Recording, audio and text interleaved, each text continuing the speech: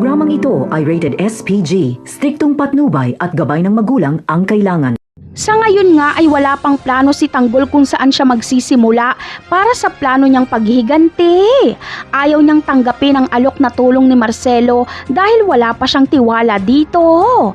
Kaya hahanapin ni Tanggol si Mang Berting at Ben para magpatulong. Sasamahan naman ni Marcelo si Tanggol kahit saan ito magpunta. Gagawin kasi ni Marcelo ang lahat, makuha niya lang ang loob ni Tanggol. Alam kasi ni Marcelo na mapapakinabangan niya ang tapang at galing ni Tanggol para sa mga personal niyang laban.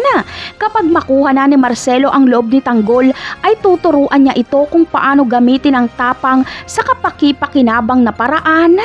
Dahil kay Marcelo ay yayaman si Tanggol at kakatakutan ito sa buong Quiapo. Samantala, mahahanap naman ni Tanggol sila Mang Berting. Magugulat siya dahil isa na rin palang pugante ang dating panaypayo sa kanya.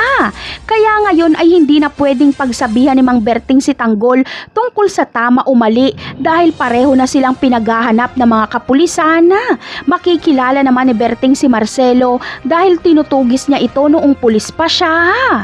Sa kabilang banda naman ay wala ngang magagawa si Espina sa pag-usad ng kaso laban sa kanya.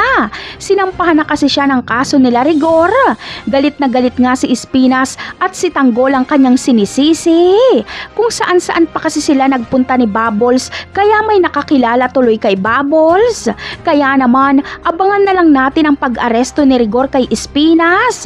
Napakarami pa nating dapat abangan sa mga susunod na episode. Paalam!